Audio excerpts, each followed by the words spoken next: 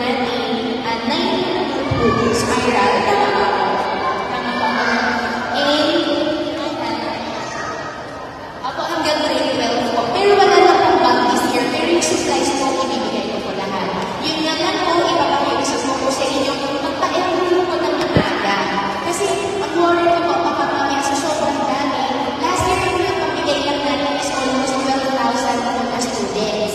Ngayong taon po, ina-expect ko po nasa 81,000. Ganun po siya kalami. At kaya siya nahirap po bumili ng YouTube.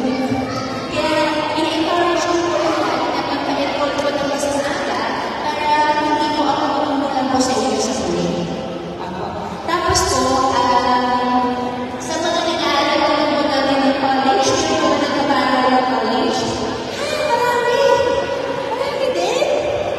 Wow! Congrats! Marami ka nag-graduate.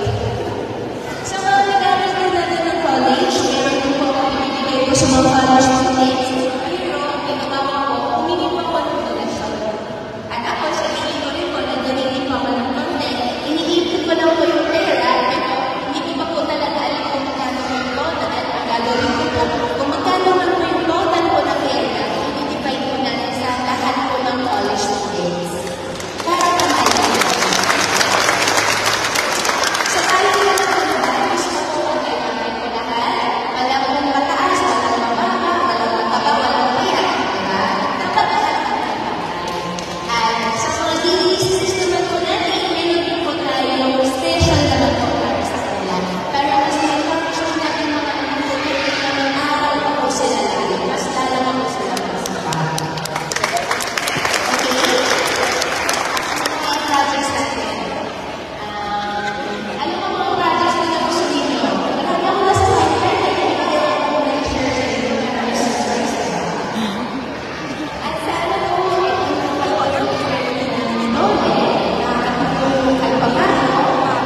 sa ating pang-araw-araw at gusto ko lang din malaman kung gagawin ko dun sa nakakagawin yung araw sa pagkakalali. Bigas? Bigas! Bigas ba? Yung mga nasa likod, ano kung gagawin ko sa tupad na matatawid namin ngayong araw?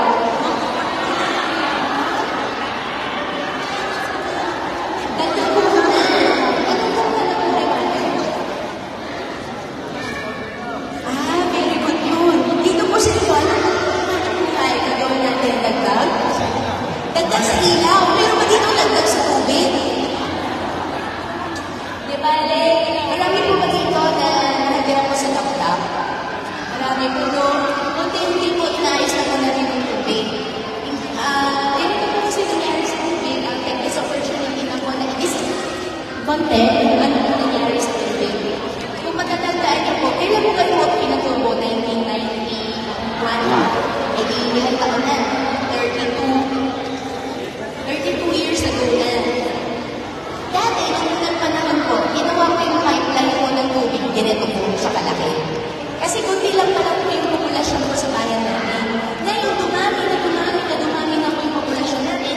At syempre po, habang lumabas na rin po, yung pipe po natin, maliit po siya ng maliit.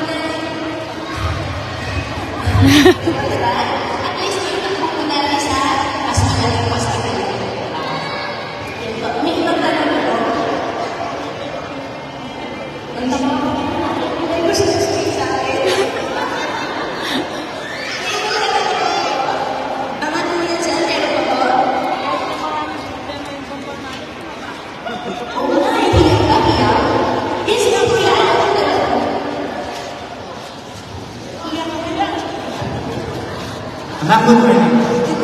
Sa sityo nga na po kami sa Disyembre. Opo.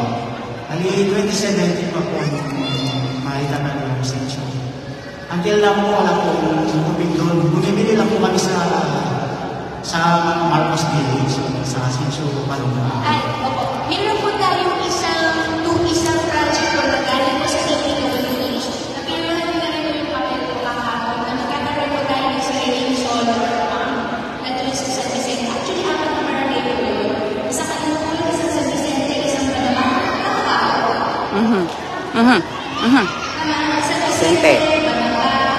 Yung, kasama pala yung Anupul. Anupul. Yun lang alam.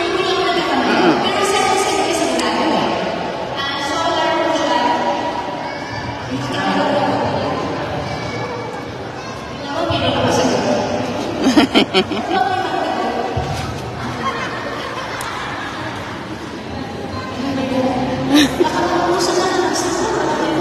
Andyan na po. Andyan na? Andyan na po? Kompleto na po? Opo.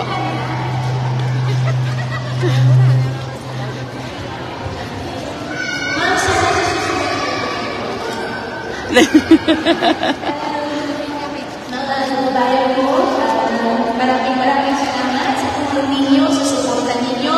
Bago po kayo mag-alala sa lahat ng panahon, nag-iin man, nag-araw, nag-ulan, magkakasama-sama po tayo, walang iwanan.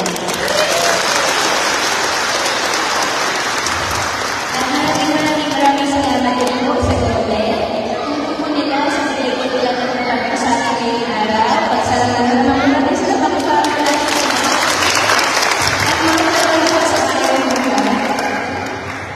Handa niyo po natin, ikuman, kasama-sama, tulong-tulong, ano po kung ginagawa sa bayan natin? Aasenso.